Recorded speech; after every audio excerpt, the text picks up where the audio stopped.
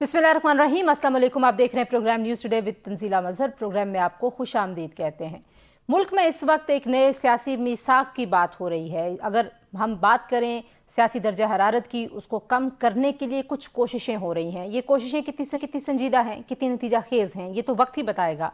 लेकिन एक तरफ फवाद चौधरी और उनके साथी कौमी डायलॉग कमेटी के प्लेटफॉर्म से मुतहरक हैं और वो हुकूमत से मुतालबा कर रहे हैं कि कोट लखपत के असीरान को रिहा किया जाए ताकि वो इमरान खान साहब से मिलें और मुज़ाकरात के लिए साजगार माहौल पैदा करने में मदद मिले। दूसरी जानिब हुकूमत ने भी, शहबाज शरीफ साहब ने काबीना के इजलास में अपोजिशन को डायलॉग की दावत दी है और तहरीक तफ़ज़-ए-आईन पाकिस्तान ने इस दावत को कबूल कर लिया है। और साथ उन्होंने ये भी कहा कि एक गैर मशरूत हम आमादगी ज़ाहिर करते हैं इन मुज़ाकरात के लिए और हमने मुज़ाकरात का रास्ता कभी भी बंद नहीं किया। तो इस वक्त क्या वाकई एक ऐसा माहौल बन रहा है कि जहां पर हुकूमत और अपोजिशन के दरमियान और जितने भी सियासी स्टेक होल्डर्स हैं उनके दरमियान मुज़ाकरात हो पाएँ और पाकिस्तान जिस सियासी हिजान का शिकार बार बार होता है उससे पाकिस्तान की जान छूटे? ये एक बड़ा अहम और बुनियादी सवाल है। दूसरी जानिब अगर हम पाकिस्तान तहरीक इंसाफ की बात करें तो इमरान खान साहब ने महमूद खान अचकज़ई साहब को और अल्लामा नासिर अब्बास साहब को दे दिया सारा मैंडेट मुज़ाकरात का। लेकिन अगर हम पीटीआई की अंदरूनी खलफशार और इंतशार की बात करें तो वहाँ पे हमें मुज़ाकरात के मामले पे किसी किस्म की कोई यकसोई नज़र नहीं आती। एक तरफ मुज़ाकरात की बात है, गुफ्तगू के दरवाज़ा खुलेगा नहीं खुलेगा इस उम्मीद पे बात हो रही है। दूसरी जानिब पाकिस्तान तहरीक इंसाफ और तहरीक तफ़ज़-ए-आईन पाकिस्तान मुल्क गिर एहतजाज और जो कौमी मोबिलाइजेशन है उसकी हिकमत अमली भी तैयार कर रहे हैं। तो क्या मुज़ाकरात और एहतजाज एक साथ चल सकते हैं? ये बड़ा अहम सवाल है। और इन मुज़ाकरात का नतीजा क्या निकलेगा जिनके लिए अभी तक मुक़तदरा की जानिब से किसी किस्म का कोई ग्रीन सिग्नल नहीं आया, और अगर ये ग्रीन सिग्नल नहीं होगा तो उसके बगैर ये मुज़ाकरात कितने नतीजा खेज साबित होंगे? जो फवाद चौधरी साहब की कौमी डायलॉग कमेटी है उनके पास क्या मैंडेट है सियासी? क्योंकि तहरीक तफ़ज़-ए-आईन पाकिस्तान के तर्जुमान जो आज हमारे साथ प्रोग्राम में भी होंगे वो समझते हैं कि ये कौमी डायलॉग कमेटी पता नहीं किसके एजेंडे पे काम कर रही है, इनसे उनका कोई ताल्लुक़ नहीं है। लेकिन बुनियादी नुक्ता यही है कि वो पीटीआई जिसके सोशल मीडिया से अभी भी फ़ौज मुखालिफ मुहिमात चलाई जा रही हैं, फील्ड मार्शल सैयद आसिम मुनीर साहब के ख़िलाफ़ धमकी आमेज़ बातें हो रही हैं, यहाँ तक कि उनको कत्ल करने की धमकी भी दी गई है बरतानिया में जो पीटीआई के सपोर्टर्स हैं उनकी जानिब से। और पाकिस्तान ने इसका बड़ा सख्त नोटिस दिया है और बरतानिया को बाज़ाब्ता तौर पर वज़ारत दाखिला ने ख़त लिखा है और कहा है कि पीटीआई के सोशल मीडिया अकाउंट से पाकिस्तान मुखालिफ मवाद का नोटिस लिया जाए और बरतानिया की खामोशी को हम गैर जानिबदारी नहीं समझेंगे, क्योंकि वहाँ से बैठे हुए लोग मुसलसल पाकिस्तान में सियासी खलफशार, हिजान और नफरत पैदा करने का मौजब बन रहे हैं। तो देखते हैं कि बरतानिया इस पर क्या एक्शन लेता है। आज के प्रोग्राम में इस पूरी सियासी सूरत हाल का जायज़ा पहले दो हिस्सों में आपके सामने रखेंगे और प्रोग्राम के आखिरी हिस्से में बात करेंगे जनाब national flag career Pakistan airlines bill आखिर उसकी निजकारी जो है वो हो गई। 75% जो हसस हैं वो आरिफ हबीब कंसोर्शियम ने ख़रीद लिए हैं। कैसे टर्न अराउंड किया जाएगा और कैसे एक दिहाइयों से लॉस मेकिंग एंटिटी को प्रॉफिट मेकिंग में तब्दील किया जा सकता है, इसकी कीमत के हवाले से और इस कंसोर्शियम में फौजी फर्टिलाइज़र की जो शमूलियत हुई है इस बोली के बाद, उस हवाले से भी बहुत सारे सवाल हैं। वो सवाल हम पूछेंगे आरिफ हबीब साहब प्रोग्राम के आखिरी हिस्से में हमारे साथ मौजूद होंगे। प्रोग्राम के पहले हिस्से में हमारे साथ फवाद चौधरी साहब और दूसरे हिस्से में अखुंज़ादा हुसैन जो तर्जुमान है तहरीक तफ़ज़-ए-आईन पाकिस्तान वो हमारे साथ होंगे। बहुत शुक्रिया फवाद चौधरी साहब। गुफ्तगू का आगाज़ सबसे पहले आपसे करते हैं जी। आपने एक कौमी डायलॉग कमेटी बनाई और आप लोग भी कुछ मुतहरक हुए, कुछ आपके मुतालबात हैं, मैं उनके बारे में भी पूछूंगी कि वो फॉर्मली आपने किसके सामने रखे हैं। लेकिन उससे पहले हुकूमत ने मुज़ाकरात की पेशकश की है तहरीक तफ़ज़-ए-आईन पाकिस्तान को। आपको लगता है कि ये एक संजीदा पेशकश है, इस पेशकश को कबूल भी कर लिया गया है? आपको कोई संजीदा आउटकम नजर आता है? देखिए, मेरे ख्याल में आपसे चंद हफ्ते पहले जब हमने डायलॉग की बात शुरू की थी, हमने कहा था कि पॉलिटिकल टेम्परेचर नीचे लाना चाहिए, चीज़ें बेहतर करनी चाहिए, तो उस वक्त तो उसके टेकर बड़े कम थे। लेकिन अब खुशी की बात यह है कि विद इन वीक्स ये पाकिस्तान में माहौल तब्दील हुआ है और उसका क्रेडिट नेशनल डायलॉग कमेटी को जाता है कि जिस तरीके से अब एक बात शुरू हो गई है कि एक डायलॉग होना चाहिए, मुफाहमत की तरफ बढ़ना चाहिए, एक जो चीज़ें हैं उनको बेहतर करने की ज़रूरत है। تو آئی تھنک کہ اس سے ایک ماحول تو کم از کم جو ہے وہ بننا شروع ہو گیا ہے. وزیر اعظم صاحب نے جو شہباز شریف صاحب نے کیبنٹ کے اجلاس میں یہ آفر کی ہے، جس سے آپ اس کی سنجیدگی جو ہے ڈیفینیٹلی وہ تو ظاہر ہوتی ہے. اور میری نظر میں اب اگلا جو مرحلہ ہے وہ یہی ہے جو ہم تجویز کر رہے ہیں حکومت کو، بہت پرائیویٹلی، اور ہم نے لیٹر بھی لکھا ہے پرائم منسٹر صاحب کو کہ دیکھیں سر، آپ نے جب بات کرنی ہے تو کس سے کرنی ہے، یہ بڑی اہم بات ہے. ہوں کیونکہ ہماری نظر میں جو اس وقت کی لیڈرشپ ہے پی ٹی آئی کی، دیکھیے وہ تو بالکل ہی ارریلیونٹ ہے، اس کی تو کوئی حیثیت نہیں ہے. اسی لیے عمران خان نے تو دیکھیے نا تمام وہ اختیار دے دیا موومنٹ وغیرہ کا ناصر عباس صاحب کو اور ان کو اچکزئی صاحب کو. تو آپ بات چیت کرنے کے لیے جو کوٹ لکھپت کے 5 اسیران ہیں، شاہ محمود قریشی، محمود الرشید، اعجاز چودھری اور اپنے عمر چیمہ اور یاسمین راشد، ان کو رہا کریں تاکہ ان سے بات چیت آپ کر سکیں. یہ وہ لوگ ہیں جو عمران خان سے بات کرنے کی اہلیت بھی رکھتے ہیں، بات کر سکتے ہیں. ان کے بغیر جو لوگ ہیں باہر اس وقت، ظاہر ہے وہ ہماری نظر میں اور آپ بھی جن جانتی ہیں، جن اتنے جن عرصے سے لوگوں آپ کا پالیٹکس فواد صاحب کور آپ کر رہے نام ہیں. لے رہے ہیں، آئی نو کہ وہ آپ کے کلیگ رہے ہیں، اور ظاہر ہے آپ بھی ایک مرکزی حیثیت رکھتے تھے پاکستان تحریک انصاف کی حکومت میں بھی، ان کی جماعت میں بھی. آپ بھی ملے خان صاحب سے کئی بار، اور آپ نے پیغامات بھی کئی بار بھجوائے. جس انیبلنگ انوائرمنٹ کے لیے آپ سمجھتے ہیں کہ یہ لوگ کوئی کردار ادا کر پائیں گے، کیا ایسا ان کے پاس جادو ہے کہ عمران خان صاحب جو کسی کی بات نہیں سنتے وہ ان کی بات سن لیں گے؟ دیکھیے ان لوگوں کی بات مسترد کرنا بڑا مشکل کام ہوگا. اس کی وجہ یہ ہے کہ یہ 5 لوگ 3 سال سے جیل میں ہیں. ان لوگوں کا جو ایک تحریک انصاف کے لیے جو قربانیاں ہیں وہ بڑی زیادہ ہیں، اور جو ورکرز جو گرفتار رہے ہیں ان کا سینٹیمنٹ ہے ان لوگوں کے لیے. آپ تو ان ان لوگوں لوگوں کی کا نام ایک لے کے پوزیشن، آپ کو نہیں لگتا کہ پہلے آپ کو پی ٹی آئی کو آن بورڈ کرنا چاہیے تھا، یا آپ نے کیا ان کو آن بورڈ؟ جو بھی ان کی باہر کی لیڈرشپ ہے، ظاہر ہے وہ عمران خان صاحب کے نامینیٹڈ لوگ ہیں. مطلب آپ کو ان کی کیپیسٹی پہ شک ہو سکتا ہے، وہ کیپیبل نہیں ہیں، ان کی بہت ساری ناکامیاں ہو سکتی ہیں، لیکن ظاہر ہے وہ عمران خان صاحب کے نمائندے ہیں. ان کی کوئی حیثیت نہیں ہے. دیکھیے اگر آپ دیکھیے نا ان کی یہ حیثیت بھی نہیں ہے کہ عمران خان اپنا لیڈر آف اپوزیشن اور پارلیمانی لیڈر بھی ان میں سے کوئی نہیں چنتے. تو دیکھیے ہم انہیں اعتماد میں لیں نہ لیں، جو پی ٹی آئی ہے وہ تو 9 مئی اور 20 جون کے دوران میں اس کا کارڈر جو ہے وہ حکومت اسٹیبلشمنٹ نے ختم کر دیا، ہوں اور ان کا خیال تھا کہ اس کے بعد پی ٹی آئی ختم ہو جائے گی. اب تو عمران خان ہے اور لوگ ہیں، تو اس لیے ہمارا کنسرن پی ٹی آئی نہیں ہے، ہمارا کنسرن عمران خان ہے. اور اس میں جو فریق ہیں وہ بھی 3 ہیں، وہ ہے حکومت ہے، اسٹیبلشمنٹ اور عمران خان ہے. اور یہ 3 جو ہیں انہوں نے فیصلہ کرنا ہے کہ ملک میں سیاست جو ہے اس میں ٹمپریچر نیچے لانا ہے یا نہیں لانا. اگر جو ان تینوں میں سے کوئی سمجھے گا کہ ہم نے جو ہے وہ نیچے نہیں لانا تو نیچے نہیں آئے گا. لیکن مطلب آپ جو دیکھیے جو نا، باہر اگر تحریک ہے، سلمان راجہ ہاں، یا جی جی جی جی آپ باہر اگر یہ سلمان راجہ یا وکاس یا یہ لوگ کوئی بات کرتے رہے تو دیکھا نا اس کی کوئی فرق نہیں پڑتا نا، وہ اس کے پریکٹیکل امپورٹنس ان کی نہیں ہے. پریکٹیکل امپورٹنس یہ ہے کہ یہ اسی لیے ہم کہہ رہے ہیں کہ کچھ ایسے قد کے لوگ آئیں باہر جو حکومت کے ساتھ دوسری سائڈ کے اوپر، اگر ادھر اسحاق ڈار، ایاز صادق، رانا ثناء اللہ، اعظم نذیر تارڑ صاحب جیسے لوگ بیٹھے ہوں تو اس سائڈ کے اوپر بھی تو ان کے قد کے لوگ بیٹھے ہوں تو بات آگے بڑھے گی نا.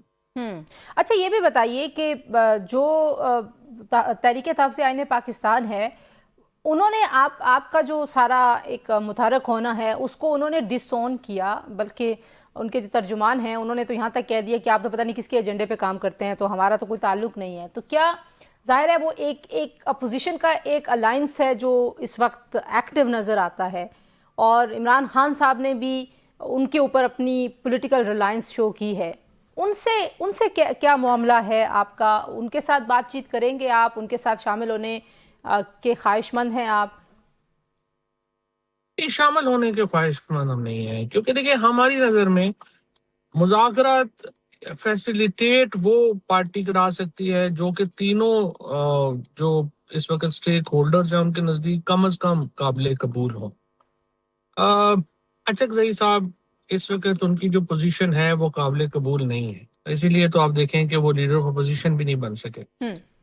اگر دیکھیے سیدھی بات ہے، اگر اسٹیبلشمنٹ کا آپ ان کے ایسے لوگ شامل ہوں گے جن کی اسٹیبلشمنٹ میں بالکل ہی اپروول نہیں ہے، وہ مذاکرات نہیں کرا سکتے. اسی طریقے سے جو عمران خان کے نزدیک بالکل ناقابل قبول ہیں وہ مذاکرات نہیں کرا سکتے.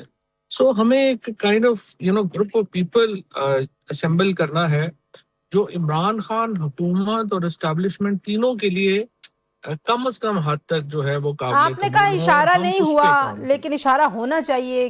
کس کو اشارہ کرنا ہے؟ اور آپ نے خود جو آپ کا گروپ ہے یا آپ نے اپنے کسی، آئی نو کہ you have been very well connected establishment کے ساتھ، لیکن ابھی آج کی سچویشن میں کتنا آپ کا کانٹیکٹ ہے، اور ابھی یہ جو ڈائیلاگ کا پروسیس ہے اس میں آپ نے کوئی رابطہ کیا براہ راست؟ نہیں دیکھیے، سچی بات یہ ہے کہ میرا پرسنل تو نہیں ہے، اور انفارچونیٹلی ہے کہ نہیں ہے. آئی وش کہ اگر ہوتا تو ہم اپنی بات زیادہ بہتر طریقے سے پہنچا سکتے. بٹ نن دا لیس محمود صاحب کا ہے، محمود صاحب کے اچھے تعلقات ہیں اسٹیبلشمنٹ میں بھی. اور ہمارا ماننا یہ ہے بیسیکلی، جس طرح میں آپ سے پہلے عرض یہ کر رہا ہوں، کہ ہمیں ایک ایسا گروپ اسمبل کرنا ہے جو حکومت، اسٹیبلشمنٹ اور عمران خان کے وہ کم از کم حد تک قابل قبول ہو. 100% تو ظاہر ہے کوئی بھی نہیں ہوتا، لیکن ایک کم از کم حد تک قابل قبول ہو، تاکہ جب کہ بات چیت اگر ہونی ہے، کو فیسیلیٹیٹ ہونا ہے، تو یہ گروپ اس کو فیسیلیٹیٹ جو ہے وہ کروا سکے. اور اگر ادروائز جو ہے وہ اور پھر اگر آپ آپ کروا نہیں جس سکیں ہاں گے. آپ جس گروپ کی بات کر رہے ہیں، اگر ان کو نہیں پرول پہ رہا کیا جاتا اور ان کی نہیں ملاقات ہوتی عمران خان صاحب سے، تو پھر کیا آپ کے ذہن میں ہے؟ کوئی الٹرنیٹو بھی ہے؟ دیکھو نا تنزیلہ، بات سمپل ہے. اگر حکومت اور اسٹیبلشمنٹ نہیں چاہے گی، وہ سمجھتے ہیں کہ اسی ہائی ٹمپریچر میں ملک کو رکھنا ہے یا اس کو بڑھا کے فائدہ ہے ہمیں، تو پھر تو دیکھیں مذاکرات وغیرہ کیا ہونے ہیں، پھر تو کچھ نہیں ہونے. ہمارا تو صرف نقطۂ نظر یہ ہے، مدعا یہ ہے، جو ہم تینوں پارٹیوں کو سمجھانا کی کوشش کر رہے ہیں یا اپنی عرض کر رہے ہیں، سمجھتے تو وہ بھی ہوں گے، کہ دیکھیں آپ نے 3 سال لڑ لیے. 3 سال میں حکومت اور اسٹیبلشمنٹ کی ناکامی یہ ہے کہ وہ عمران خان کی سیاست کو زیرو نہیں کر سکے. عمران خان آج پہلے سے بھی بڑی سیاسی جو پوزیشن ہے وہ اس پہ ہیں، ان کی حمایت پاکستان میں پہلے سے بھی زیادہ ہے. دوسری طرف عمران خان اور پی ٹی آئی تمام تر مقبولیت کے باوجود اسٹریٹ موومنٹ نہیں بنا سکے کہ وہ حکومت کو پریشان کر سکیں. لہٰذا ہم ایک سٹیل میٹ میں چلے گئے.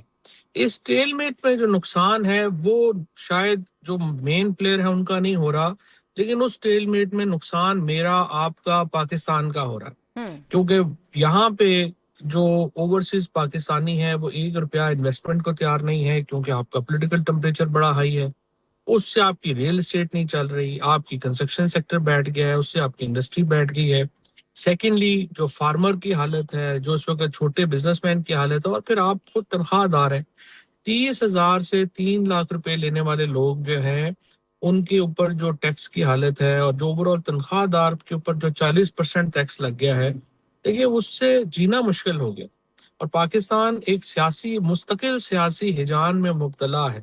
اور اس وقت یا تو وہی ہے کہ لڑتے لڑتے ہو گئی گم، ایک کی چونچ اور ایک کی دم، اور لڑ لیں. 3 سال لڑی ہے، اگلے اچھا، سالوں میں بھی لڑتے رہنا ہے، لڑتے رہے. ایک چیز مجھے اور بھی بتائیے. جو ابھی بھی دیکھیں کہ ابھی پاکستان نے یو کے کی گورنمنٹ کو لکھا ہے باضابطہ طور پر کہ وہاں سے پی ٹی آئی کے جو اکاؤنٹس ہیں اور لوگ جو ہیں وہ یہاں پہ جان بھی پھیلا رہے ہیں، فیلڈ مارشل صاحب کو قتل کرنے کی دھمکیاں تک وہاں سے آ رہی ہیں، تو آپ کی خاموشی کو غیر جانبداری نہیں سمجھا جائے گا.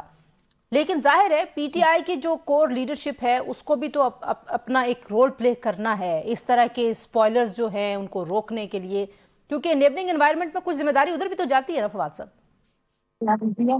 دیکھیں بات یہ ہے کہ میں نے ابھی جو ہے وہ یہ اسٹیٹمنٹ ایشو کیا ہے این ڈی سی کی طرف سے کہ جو پی ٹی آئی آفیشیل ہے اور جو پی ٹی آئی پاکستان ہے اس کو ان ایکویوکل ٹرمز میں یہ جو سپیچ وہاں پہ کسی کوئی احمق سی عورت ہے، میں تو دیکھا پی ٹی آئی کا تو کوئی جانتا ہی نہیں اس کو کہ کون ہے کون نہیں ہے، اس کو جو ہے وہ نہ صرف کنڈیم کرنا چاہیے بلکہ اپنی جو کوئی میکنزم، یہ دیکھیں بیسیکلی کیا ہے، پی ٹی آئی میں ہیرارکی ہے کوئی نہیں ہے.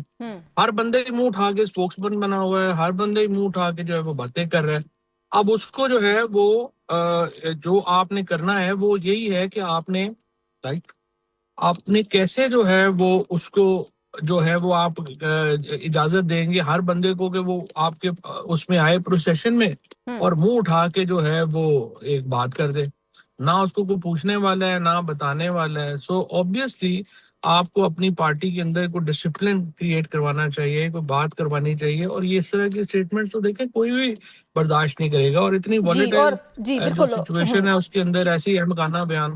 آخری جو سوال ہے فواد صاحب، وہ ایک اسٹریٹ موومنٹ کے لیے بھی کال ظاہر عمران خان صاحب نے دی ہے، اور جو سہیل آفریدی صاحب ہیں خیبر پختونخوا کے وزیر اعلیٰ، وہ بڑے ایکٹیو ہیں، آج وہ لاہور بھی گئے ہیں. Do you see any success for ہم؟ یہ چلتا رہے گا. وہ سکسیس تو دیکھیں ظاہر ہے پہلی تو کم از کم دیکھیں انہوں نے اپنے امین. آفریدی صاحب نے جو علی امین گنڈا پور ہے اس سے تو بہتر ایک کام کیا ہے کہ پہلی بار پنجاب تو گئے ہیں نا چیف منسٹر خیبر پختونخوا. یہ اچھا. میں سمجھتا ہوں بڑا اچھا ایک انہوں نے کیا ہے. اس سے ایک پی ٹی آئی پنجاب جو ہے اس کو فیل ہوا ہے کہ کوئی ان کی طرف بھی دیکھتا ہے، بات کرتا ہے، کیونکہ سب سے زیادہ قربانیاں تو پنجاب پی ٹی آئی نے دی ہیں. اگر 34,000 آدمی گرفتار ہوا ہے تو اس میں 30,000 تو پنجاب کا ہے. تو پنجاب کے جو کارکن ہیں پی ٹی آئی کے، انہوں نے تو قربانیوں کی انتہا کر دی اور فرینکلی ان کو وہ ریکگنیشن نہیں ملی جو کہ ان کو ملنی چاہیے تھی. اور اس لیے سہیل آفریدی نے بڑا اچھا کیا. صرف یہ ہے کہ میں امید یہی کرتا ہوں سہیل آفریدی بہتر تو ہوتا ہے کہ مریم نواز ان کو ملتی وہاں پہ، ان کو بھی عزت دیتی، اس سے صوبوں میں ایک محبت اور یگانگت بڑھتی. لیکن ظاہر ہے اتنا تو ماشاءاللہ ہمیں وہ ہے ہی نہیں. تو لیکن میرا یہ خیال ہے کہ باقی یہ ہے کہ امید یہ ہے، میرا مشورہ آفریدی صاحب کو یہی ہے کہ تلخ باتیں نہ کریں. ایک ماحول مذاکرات کا بنتا ہے، اس کو بننے دیں. ناکام اگر ہوتا ہے تو دیکھیں موومنٹ تو آپ نے چلانی ہی ہے، وہ تو پھر ہر وقت 365 دن پی ٹی آئی ویسے موومنٹ تو چلاتی رہتی ہے، اس میں کیا. بالکل ٹھیک ہے. تھینک یو سو مچ فواد چودھری صاحب کی آپ نے گفتگو سنی. جی ایک بریک کے بعد واپس آئیں گے تو اخونزادہ حسین جو کہ ترجمان ہیں تحریک تحفظ آئین پاکستان موومنٹ ہے، وہ ہمارے ساتھ ہوں گے. اسٹے ٹیونڈ، بریک کے بعد واپس ساتھ میں. Welcome back to news today. جی اور اب ہمارے ساتھ موجود ہیں اخونزادہ حسین جو کہ ترجمان ہیں تحریک تحفظ آئین پاکستان کے. بہت شکریہ اخونزادہ صاحب، آپ نے ہمیں وقت دیا. سر سب سے پہلے تو آپ سے یہی پوچھنا چاہیں گے کہ یہ جو مذاکرات کی پیشکش آپ نے قبول کی ہے، یہ اس میں یہ غیر مشروط رضامندی ہے، قبولیت ہے، یا اس میں کوئی شرطیں بھی ہیں، کوئی پری کنڈیشنز بھی ہیں؟ بہت شکریہ آپ کا. دیکھیں ہم نے کوئی پیش کی شرط نہیں رکھی ہے. ہم نے اپنے اعلامیہ میں واضح کیا ہے کہ پاکستان اس وقت ہمہ جہت بحرانوں میں گرا ہوا ہے، پسا ہوا ہے. اس کو اگر نکالنا ہے تو اس کے لیے راستہ کیا ہے، راستہ ہم نے ان کو بتا دیا ہے، اور وہ راستہ ہم نے دیا ہے جس سے کوئی بھی جمہور پسند انسان انکار نہیں کر سکتا. وہ راستہ کیا ہے؟ اگر اس وقت ملک میں آئین اور قانون کی بالادستی نہیں ہے، ہم چاہتے ہیں کہ حکومت کے ساتھ اس چیز پہ بات چیت کی جائے. اور نیا میثاق کا جو کنسیپٹ ہم نے دیا ہے اپنے 2 روزہ قومی کانفرنس میں، دیکھیں ہم جمہوری لوگ ہیں، جمہوری ڈائلاگ کے اوپر یقین رکھتے ہیں، اور جمہوریت ہی اس ملک کی جو بقا ہے وہ جمہوریت میں ہے. جس میثاق کی آپ بات کر رہے ہیں اس کے لیے کیا فریم ورک ہے آپ کے ذہن میں؟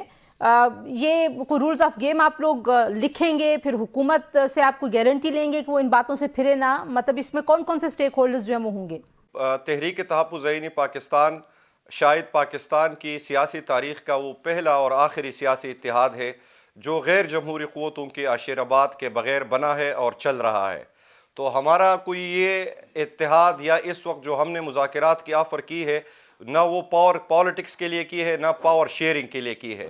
ہم سمجھتے ہیں کہ پاکستان اس وقت مصیبت میں ہے، پاکستان اس وقت مسائل کے دلدل میں ہے، اور اس سے نکالنے کا راستہ یہ ہے جس طرح ہم نے اپنے اعلامیہ میں اس کا ذکر کیا ہے کہ فلور آف دا ہاؤس ہمارے اتحاد کے سربراہ محمود خان اچکزئی صاحب نے جو اسپیکر صاحب کی مذاکرات کی دعوت تھی اس کے جواب میں جو کہا تھا کہ آئے اگر اس ملک کو بچانا ہے تو یہاں پہ آئین اور قانون کی بالادستی یقینی بناتے ہیں، یہاں پہ جمہور کی بالادستی یقین بناتے ہیں. تو یہ ایک ایسا میثاق کا تصور ہم نے دیا ہے جو وقتی طور پر ہم نہیں چاہ رہے، بلکہ اس کو ہم آگے کی طرف لے کے جانا چاہ رہے ہیں کہ ساری پولیٹیکل پارٹیز کا اسی ایک چارٹر کے اوپر کنسنسس ہو اور ہم آگے کی طرف بڑھیں.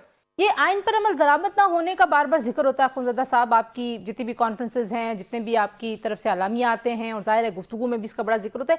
سب سے بڑا مسئلہ اس وقت آئین پہ عمل درآمد نہ ہونے کے حوالے سے اگر میں کہوں کہ یہ یارڈ سٹک ہے جس کے حساب سے آپ کو لگتا ہے کہ ملک میں اس وقت آئین کی عملداری نہیں ہے، کیا ایشو ہے جس کو آپ سمجھتے ہیں کہ اس کی وجہ سے ملک میں اس وقت آئین پہ عمل نہیں ہو رہا؟ تنزیلہ اس کی بنیادی جو ریزن ہے اور وجہ ہے کہ 2024 کے انتخابات کو جس طرح ایک میجارٹی کو مائنارٹی میں تبدیل کیا گیا اور مائنارٹی کو میجارٹی میں تبدیل کیا گیا، ہم نے یہی پہ ہی آئین کی جو ہے نا بربادی کا بنیاد وہی پہ رکھی۔ تو اب جو ہم دیکھ رہے ہیں، پھر 26ویں ترمیم آتی ہے، پھر 27ویں آئینی ترمیم آتی ہے، اور اس میں جس طرح عدلیہ کو محکوم کر کے حکومت کا ذیلی ادارہ بنا دیا گیا ہے، تو یہی وہ بنیادی وجوہات ہے کہ جس کی وجہ سے پاکستان آج اس مسائل کے گرداب میں پسا ہوا ہے۔ لوگ ہم سے پوچھتے ہیں کہ حکومت تو اپوزیشن کو دیوار سے لگانے پہ تلی ہوئی ہے۔ میں یہ کہتا ہوں کہ اپوزیشن کو کیا یہ لوگ دیوار سے لگائیں گے، حکومت خود دیوار کے ساتھ لگ چکی ہے۔ آج مجھے بتائے کہ پاکستان میں کون سا انڈیکیٹر ہے جس کی بنیاد پہ ہم آپ سے کہہ رہے ہیں، آپ باخبر صحافی ہے، میڈیا سے آپ کا تعلق ہے، آپ چیزوں کے اوپر نظر رکھتی ہے، مجھے بتائے کہ کون سا ایک انڈیکیٹر مجھے بتائے جو بہتری کی طرف جا رہا ہو۔ تو یہ لوگ جو پسپردہ حکومت کے لوگ ہیں وہ بھی ہم سے یہ کہتے ہیں کہ بھئی بات چیت ہی واحد حل ہے، آئے بیٹھتے ہیں۔ تو ہم نے اب بال ان کی کورٹ میں پھینکی ہے اور ایسے مطالبات سامنے رکھے ہیں، ایسی چیزیں سامنے رکھی ہے جس میں سب کی بلا ہے اور سب کی خیر ہے۔ لیکن اخوندزادہ صاحب، جو یہ صورتحال بنی ہوئی ہے، یہ صورتحال کیا صرف سیاسی قوتوں کے مل بیٹھنے سے حل کی طرف جائے گی؟ کیونکہ ظاہر ہے اس صورتحال میں اسٹیبلشمنٹ کا اپنا ایک کردار رہا ہے، عدلیہ کا اپنا ایک کردار رہا ہے، تو ان کے بغیر آپ کسی حل کی طرف کیسے جا پائیں گے؟ دیکھیں، سب سے پہلے تو سیاستدانوں نے بیٹھنا ہوگا نا۔ ہم نے تو جو 2 روزہ قومی کانفرنس کی تھی تنزیلہ، اس میں ہم نے ریٹائرڈ جو فوجی حضرات تھے ان کو بھی دعوت دی تھی، بہت سارے جرنیلز ادھر آئے تھے، سب کو ہم نے موقع دیا تھا۔ دیکھیں، ہم یہ دعویٰ نہیں کرتے کہ پاکستان صرف ہمارا ہے، ہم سب کی کو ایگزسٹنس پہ جو ہے نا بلیو رکھنے والے لوگ ہیں، سب کا پاکستان ہے اور سب کو اس کی بچانے کی فکر ہونی چاہیے۔ یہ نہ عمران خان کا اکیلے کا مسئلہ ہے، نہ تحریک تحفظ آئین پاکستان کا مسئلہ ہے، اور عمران خان بھی بہرحال جیل سے جو پیغامات آتے ہیں ان میں انہی نقطوں کو اٹھاتے ہیں جس کو ہم نے ایک چارٹر آف ڈیمانڈ کی صورت میں، اپنے اعلامیہ کی صورت میں اس حکومت کے سامنے رکھے۔ تو سب سے پہلے فیز میں سیاستدان اکٹھے ہوں گے، سر جوڑ کے بیٹھیں گے۔ جب ہم ایک کنسنسس کے اوپر پہنچیں گے تو پھر جو دوسرا فریق ہے، جو واقعی اصل حکومت ہے، پھر ان سے بات کرنے میں بھی آسانی ہوگی۔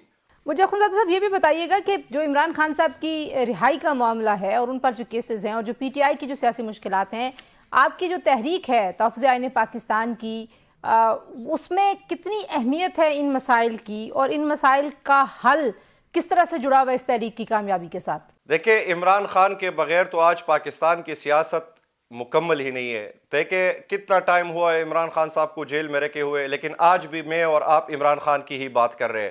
کیا ہم نے عمران خان کو مین اسپیکٹرم سے نکالا ہے؟ کیا اس کی سیاست ختم ہو گئی ہے؟ کیا اس کا بیانیہ ختم ہو گیا ہے؟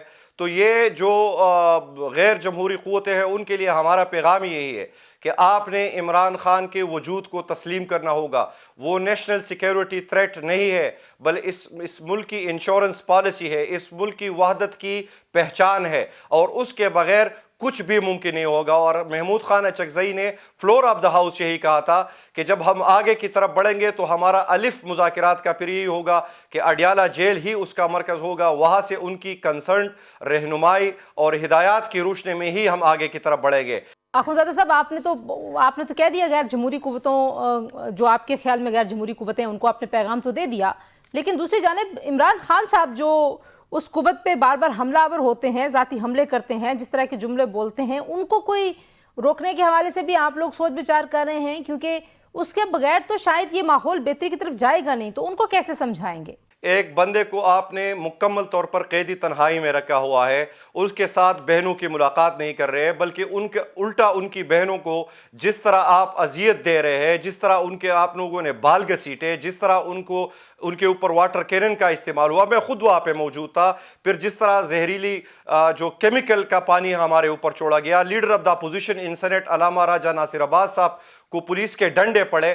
آج بھی جب میں آپ سے بات کر رہا ہوں، وزیر اعلیٰ خیبر پختونخوا جو 4.5 کروڑ لوگوں کا ایک نمائندہ ہے، وہ پنجاب میں داخل ہوتا ہے، چکری کے مقام پر پنجاب پولیس کا ایک SHO ان کو روک دیتا ہے۔ تو ہم حکومت سے یہی جو ہے نا بات کرتے ہیں کہ اگر آپ واقعتاً ملک کو اس مسائل سے نکالنے کا آپ کو کوئی تشویش ہے، اگر آپ اس حوالے سے کوئی فکر مند ہے تو ان رویوں سے باز آنا ہوگا۔ جہاں تک عمران خان صاحب کی بات ہے تو یقیناً قیدی تنہائی کے اندر ایک شخص سے آپ کیا ایکسپیکٹ کر سکتے ہیں؟ آپ ملاقاتیں ہونے دیں۔ ہم تو آپ سے عمران خان کے لیے کوئی بھیک نہیں مانگ رہا ہے، نہ عمران خان اپنے لیے کوئی بھیک مانگ رہا ہے، نہ انشاءاللہ وہ مانگے گا۔ ہم آئین اور جمہور کے تھرو ہی عمران خان کی رہائی ممکن ہوگی، ایک ڈگنیفائڈ طریقے سے وہ باہر آئیں گے، کسی ڈیل کے نتیجے میں باہر نہیں آئیں گے۔ جو ڈیل کرنے والی قوتیں ہیں ان کے لیے عمران خان صاحب نے بھی دروازہ بند کیا ہے، تحریک تحفظ یعنی پاکستان نے بھی دروازہ بند کیا ہے۔ آپ ملاقاتیں ہونے دیں، آپ عمران خان کے جو 1 سال سے کیسز عدالتوں میں پینڈنگ ہے ان کو فکس کرنے دیں، آپ اس تحریک کے اکابرین کی ملاقات ہونے دیں، ظاہر سی بات ہے ٹمپریچر پھر نیچے آ جائے گا۔ جی بہت شکریہ اخنزادہ صاحب، آپ نے ہمیں وقت دیا۔ جی شامل کریں گے ایک بریک کے بعد واپس آئیں گے۔ عارف حبیب صاحب ہمارے ساتھ موجود ہوں گے جن کے کنسورشیم نے پاکستان جو قومی ایئر لائن ہے اس کو خریدا ہے نجکاری کے بعد، ان سے بات کریں گے نجکاری کے بعد اٹھنے والے سوالات کے حوالے سے۔ ہمارے ساتھ رہیے۔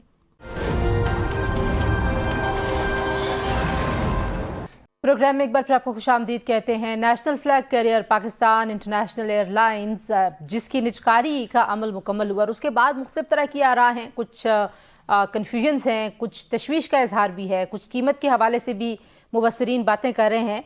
تو یہ ہم سب سوال رکھیں گے عارف حبیب صاحب کے سامنے جو عارف حبیب کارپوریشن لمیٹڈ کے مالک ہیں، اور ایک کنسورشیم جو عارف حبیب کنسورشیم ہے، انہوں نے سب سے بڑی بولی 135 ارب روپے کی لگائی تھی۔ اس کنسورشیم کو لے کے بھی کچھ سوالات ہیں۔ عارف صاحب بہت شکریہ۔ سب سے پہلے تو ظاہر ہے ایک بہت بڑا فیصلہ ہے، کیونکہ ایئر لائن کو چلانا اور اسپیشلی ایک ایسی ایئر لائن جو دہائیوں سے لاس میکنگ کر رہی ہے اور جس میں بہت ساری اصلاحات کی کوششیں ہوتی رہیں لیکن ناکام رہیں وہ تمام کوششیں، تو یہ ڈیسیژن کتنا جو ہے آپ نے آپٹمسٹک ہو کے لیا ہے؟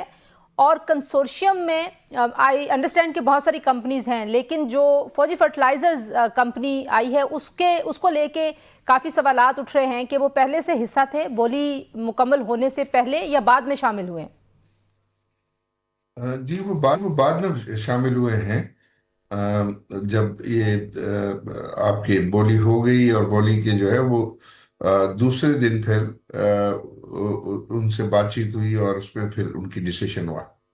تو did they reach out to you, یا یہ پہلے سے کہیں پہ کوئی کنسیڈریشن نہیں تھی ان سے کوئی رابطہ نہیں تھا آپ کا؟ جی دیکھیں، ہم کنسورشیم بناتے ہیں تو مختلف جو جن کے پاس انویسٹمنٹ ایپیٹائٹ ہوتا ہے ان سے جو ہے وہ رابطے ہوتے ہیں، تو وہ انڈر کنسیڈریشن تو جو ہے وہ تھا، بٹ ڈیسیشن جو ہے وہ اس بیڈنگ کے بعد جو ہے وہ ہوا۔ تو عارف صاحب یہ ظاہر ہے سنس آپ کی جو ایک ریپیوٹ ہے، آپ ایک جس طرح سے ایک کامیاب بزنس مین کے طور پہ پاکستان میں جانے جاتے ہیں، کتنا ٹرانسپیرنٹ آپ کو یہ پورا پروسیس لگا بولی کا؟ کسی طرح کی کوئی آپ کو کوئی پولیٹیکل انٹرفیئرنس تھی؟ آپ کو کسی نے موٹیویٹ کیا تھا یا it was a business decision? بالکل آپ نے اپنے بزنس کے حساب سے ایک فیصلہ کیا؟ جی آئی تھنک فائنلی تو جو ہے وہ بزنس ڈیسیشن تھا، لیکن یہ ہے کہ ہمارے ملک کی جو لیڈرشپ ہے ان کی یہ خواہش تھی کہ وہ لوکل انٹرپرینورس اس میں جو ہے وہ حصہ لیں۔ ان کے پاس یہ تھا کہ باہر سے تو اس میں دلچسپی تھی، بٹ وہ لیڈرشپ یہ چاہ رہی تھی کہ ہمارے لوکل انٹرپرینورس جو ہیں ان کے پاس یہ کمپنی جانی چاہیے، نہ کہ باہر جو ہے وہ فورن انویسٹرز کے پاس ہو۔ تو انہوں نے تمام بزنس گروپس کو جو ہے وہ موٹیویٹ کیا کہ آپ جو ہے اس میں دلچسپی لیں، اور اس کے اندر جو ہے وہ یہ ہمارے نیشنل انٹرسٹ میں ہوگا کہ اس قسم کا جو ایسیٹ ہے وہ ہمارے لوکل انٹرپرینورس کے پاس ہو۔ تو سب نے دیکھا کہ اتنے سارے جو کنسورشیم ممبرز ہیں سب نے لبیک کہا، اور انہوں نے پھر اس کے اندر اپنی ورکنگ کی، اور جس کنسورشیم نے ورکنگ میں اس کو جو ہے وہ ایک اچھا بزنس پروپوزل جانا تو انہوں نے اس میں پارٹیسپیٹ کیا۔ تو دونوں طرف آپ دیکھ رہے ہیں کہ کنسورشیم میں جو ہے وہ کافی تجربے کار اور کافی اسٹرانگ پارٹیز جو ہیں وہ کنسورشیم کا حصہ ہیں۔ لیکن ظاہر ہے آپ خود سیکیورٹیز گروپ ہیں، اسٹاک مارکیٹ کا ایک بہت آپ کے پاس تجربہ ہے، اس میں جو ہیں وہ فرٹیلائزرز کی 2 کمپنیز ہیں، فاطمہ فرٹیلائزر بھی اور فوجی فرٹیلائزرز بھی آ گئی. اس کے علاوہ جو ہیں وہ ایک تعلیمی نیٹ ورک ہے سٹی اسکول، اور اے کے ڈی گروپ جو ہے وہ ریئل اسٹیٹ کا ہے، لیک سٹی بھی ریئل اسٹیٹ کا ہے. کوئی ایز سچ کسی کے پاس کوئی ایئر لائن چلانے کا تجربہ نہیں ہے. اس چیز کو بھی آپ نے کنسیڈر کیا، اسی لیے آپ نے پی آئی اے میں کسی کی نوکری نہیں جائے گی، یہ ڈیسیژن اس بات کی وجہ سے ہوا؟ دیکھیے، کوئی بھی جب بزنسز ہوتے ہیں اور پرائیویٹائزیشن میں جب گروپس اچھا اس میں انٹرسٹ لیتے ہیں تو یہ ضروری نہیں ہوتا کہ ان کا پاسٹ ایکسپیرینس جو ہے وہ اس سیکٹر کا ہو. ہم نے فرٹیلائزر جب پرائیویٹائزیشن میں لی، یا سیمنٹ ہم نے لی، یا ریئل اسٹیٹ لیا، تو اس وقت کوئی ہمارے پاس پریویس ان شعبوں کا جو ہے وہ ایکسپیرینس نہیں تھا. لیکن ہماری جو ہے وہ مینجمنٹ اسکل تھی، اور اس مینجمنٹ اسکل سے ہم نے اچھی ٹیم بنائی، اور اچھی ٹیم بنا کے ان بزنسز کو ٹرن اراؤنڈ کیا. تو اس میں بھی آئی تھنک یہ ایلیمنٹ شامل ہے. ہم نے انٹرنیشنل ایڈوائزرس کو بھی جو ہے ہائر کیا، اور ان سے بھی ہم نے مشورے کیے، اور یہ بیڈنگ میں جو ہے ان کے مشورے شامل تھے. اسی طرح آگے جو ہے جو اس ایئر لائن کو چلانے کے لیے ہم ہمارے لوکل جو پروفیشنلز ہیں، آئی تھنک ان کو پورا موقع دیں گے. اور پھر اس کے بعد جو ہے وہ ہم یہ بھی کوشش کر رہے ہیں کہ جو یہ 25% کا آپشن اویلیبل ہے، اس 25% کے آپشن میں جو ہے ہم کسی ایئر لائن کو بھی جو ہے وہ انوائٹ کریں، اور کوشش کریں کہ وہ ہمارے ساتھ اس میں شامل ہو. تو اچھا. یوں پھر وہ جو ٹیکنیکل ایکسپرٹیز کی ضرورت ہے وہ بھی پوری ہو جائے گی. لیکن اگر ان کیس وہ نہیں ہوا، تب بھی آئی تھنک انٹرنیشنلی یہ ہم جو ایکسپرٹیز ہے اس کو ہائر کر سکتے ہیں. عارف صاحب یہ بھی اور بتائیے کہ وہ ہاں 135 ارب کی بولی ہے، اور 180 ارب شاید کہا جا رہا تھا کہ مکمل لچکاری جو ہے وہ اس میں ہونی ہے. لیکن بہت سارے لوگ یہ کہہ رہے ہیں کہ جو پی آئی اے کے ایسٹس ہیں، بالخصوص جو ان کی پراپرٹیز ہیں، وہ اس حساب سے یہ رقم بڑی کم ہے، یہ بولی کم ہے. کچھ لوگ اس طرح کے اظہار کر رہے ہیں، آپ نے بھی دیکھا ہوگا سوشل میڈیا پہ بھی، میڈیا پہ بھی. How do you respond to that? I think ایسا نہیں ہے. ٹوٹل جو ان کے ایسٹس ہیں وہ 190 بلین کے ہیں، اور ٹوٹل لائبلٹیز 181 بلین کی ہیں. تو جو نیٹ ایسٹ ہے وہ صرف 9 بلین کا ہے. اس 9 بلین کی نیٹ ایسٹ پر گورنمنٹ کو کوئی 55 بلین روپیز جو ہے وہ مل رہا ہے. 10 بلین جو ہے وہ کیش مل رہا، اور باقی شیئر ہولڈنگ کی صورت میں مل رہا ہے. کیونکہ جو نیا کیپٹل نیا بائر ڈالے گا، اس میں جو 45 بلین کی ایکویلنٹ کی شیئرز جو ہے وہ گورنمنٹ کو مل رہے ہیں، اور گورنمنٹ نے اس کو آفر کیا ہوا ہے. اور اس آفر کو اگر بائر ایکسرسائز کرے گا تو پھر 45 بلین اس کے بھی ملیں گے، اور 10 بلین جو ہے وہ پہلے ہی مل چکے ہوں گے. تو ٹوٹل 180 بلین میں جو ہے وہ جو بائر 180 بلین دے گا، اس میں سے جو 55 بلین ہے وہ حکومت کو جائیں گے، اور 125 بلین کمپنی میں جائیں گے.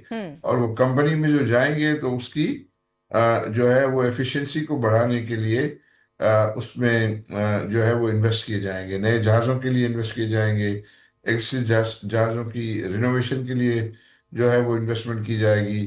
ہیومن ریسورس کو بہتر کرنے کے لیے جو ہے وہ انویسٹمنٹ جو ہے وہ کی جائیں گی. تو عارف یہ صاحب جو ہے وہ جو اس کا ظاہر ایک لاس میکنگ اینٹی کے طور پہ پی آئی اے دہائیوں سے ایک بوجھ بنا ہوا تھا پاکستانی معیشت پر، اور آئی ایم ایف اور دیگر جو ادارے ہیں مالیاتی، ان کی خواہش تھی کہ نجکاری کی جائے ان تمام اسٹیٹ اونڈ انٹرپرائزز کی. جو قرضے ہیں وہ حکومت نے اپنے ذمہ لے لیے، اور اس کے باوجود بھی 26 ارب کے واجبات ہیں. تو وہ 26 ارب کے واجبات جو ہیں وہ آپ لوگ ادا کریں گے؟ جی، اس میں ایکچولی تو جو ہے کوئی اس کے جو تھے نا، جب آپ کہہ رہی ہے کہ 600 بلین جو ہے وہ ہولڈنگ کمپنی میں چلے گئے، تو پھر بھی اس کے جو واجبات تھے وہ 180 بلین کے ہیں. تو 180 بلین کے واجبات ہیں، اس کے سامنے کچھ ایسٹس ہیں، بٹ اس سارے واجبات کو جو ہے نیا بائر ازیوم کرے گا، اور ان کی اس کی پیمنٹ کی ذمہ داری وہ لے گا. اور اس کے سامنے پھر جو ہے وہ کچھ ایسیٹس ہیں اس کی ویلیو کو وہ اکاؤنٹ فور کرے گا، لیکن اس کی جو نیٹ اثاثہ جات کی ویلیو ہے، بک ویلیو، وہ 9 بلین ہے، اور اس کے اگینسٹ جو ہے وہ حکومت کو 55 بلین روپیز جو ہے وہ مل رہے ہیں۔ اچھا، آخر میں مجھے بتائیے گا کہ ظاہر ہے آپ نے کہا کہ بیکاز آپ کی میں نے جیسے کہا کہ آپ ایک کامیاب بزنس مین ہیں، بہت ساری کمپنیز کو آپ نے ٹرن اراؤنڈ کیا ہے۔ پی آئی اے کو ٹرن اراؤنڈ کرنا ایک طرح سے نیشنل فلیگ کیریئر، ہماری ایک ایموشنل ایک اٹیچمنٹ ہے اس ادارے کے ساتھ، کتنا بڑا چیلنج ہے، اور کتنے آپ پر امید ہیں کہ جس کنسورشیم کے ساتھ مل کے آپ نے یہ کام اپنے ذمہ لیا ہے، اور جو میری انڈرسٹینڈنگ ہے اس میں جو آپریشنل سارا کام ہے وہ آپ کی کمپنی دیکھ رہی ہوگی، اور صرف فائنینشیل سپورٹ جو ہے وہ دیگر آپ کو کمپنیز دے رہی ہوں گی، از دیٹ کریکٹ؟ دیکھیے، اس میں اگر ہم جو اس کے امپلائیز ہیں، وہ امپلائیز کو ہم اپنا پارٹنر بنانے میں کامیاب ہو گئے، اور ان کو یہ فیلنگ دیں کہ اگر وہ اچھا کام کریں گے تو اس کے سب سے پہلے بینیفیشیری وہ خود ہوں گے، اور نہ صرف یہ ہے کہ وہ فائنینشیل بینیفیشیری ہوں گے، اور ایک پرائڈ کے بینیفیشیری بھی ہوں گے۔ آپ کسی ادارے میں کام کرتے ہیں اور وہ ادارہ اچھا پرفارم کر رہا ہوتا ہے تو وہ جتنے بھی لوگ ان سے منسلک ہوتے ہیں ان کی وہ ایک پرائڈ کا باعث ہوتا ہے۔ تو اور ان کو یہ ایک اچھا پلیٹ فارم اویلیبل کرنا، تاکہ وہ اپنی جو بھی جو پروفیشنل کمپٹنس ہے اس کو پوری طریقے سے اس کا اظہار بھی کر سکیں اور اس کو پریکٹس کر سکیں، ان کو وہ الاؤ کیا جائے، تاکہ جو پاسٹ کی گلوری ہے، دیکھیں نا پاکستان میں پاسٹ میں پی آئی اے جو ہے وہ دنیا کی سیکنڈ بیسٹ ایئر لائن تھی۔ ایئر لائن بھی رہ چکی ہے۔ اسی طرح انہوں نے ایمریٹس کو، سنگاپور کو، مالٹا ایئر لائن کو بنانے میں بڑا اہم رول پلے کیا۔ تو یہ ہمارے پاکستانی ہی تھے پروفیشنل کہ جنہوں نے مطلب یہ اچیومنٹ کی، اور یہ اچیومنٹ کی تو میرا ماننا یہ ہے، اور بلکہ ہمارے پورے کنسورشیم کا ماننا یہ ہے کہ ہم اگر اپنے لوگوں کو پروپر جو ہے وہ مواقع فراہم کریں گے، ان کو اچھا پلیٹ فارم پرووائڈ کریں گے، تو ان میں یہ کیپیبلٹی ہے کئی لوگوں میں کہ وہ اس کا ٹرن اراؤنڈ جو ہے وہ کر سکتے ہیں۔ اس میں جو تو ہمارا یہ ریزولو ہے کہ ہم ان جی کو پورا موقع دیں گے، اور پورا پلیٹ فارم ان کو پرووائڈ کریں گے کہ وہ اپنے آپ کو پروفیشنلی جو ہے وہ فلی ایکسپریس کر سکیں۔ اور جو پارلیمان کی اوور سائٹ ہے پی آئی اے پہ وہ اب ختم ہو جائے گی جب آپ کے پاس آ جائے گی اپریل 2026 میں، اور گورنمنٹ کی انٹرفیئرنس کتنے رہ جائے گی آپریشنل معاملات میں؟ آئی تھنک پھر ان کی کوئی بھی جو انوالومنٹ نہیں ہوگی، اور وہ پھر پیورلی پرائیویٹ سیکٹر کو جو ہے یہ ذمہ داری اٹھانی پڑے گی۔ تھینک یو سو مچ عارف حبیب صاحب، اور بیسٹ آف لک، کیونکہ نیشنل فلیگ کیریئر کو ٹرن اراؤنڈ کرنا ظاہر ہے آپ نے کہا کہ ایک لیگیسی بھی ہے، اور یقیناً تاریخ میں پاکستان انٹرنیشنل ایئر لائن کا نام بہت عروج پہ تھا، اور پھر عروج سے زوال کی ایک لمبی غمگین داستان ہے۔ بہرحال لیٹس ہوپ جی کہ یہ جو کنسورشیم ہے یہ واقعی پی آئی اے کو ایک پروفٹ میکنگ اینٹی میں تبدیل کر سکے۔ تو آج کے لیے اتنے، انشاءاللہ اگلے پروگرام میں آپ سے ملاقات ہوتی ہے، اپنا خیال رکھیے، اللہ حافظ۔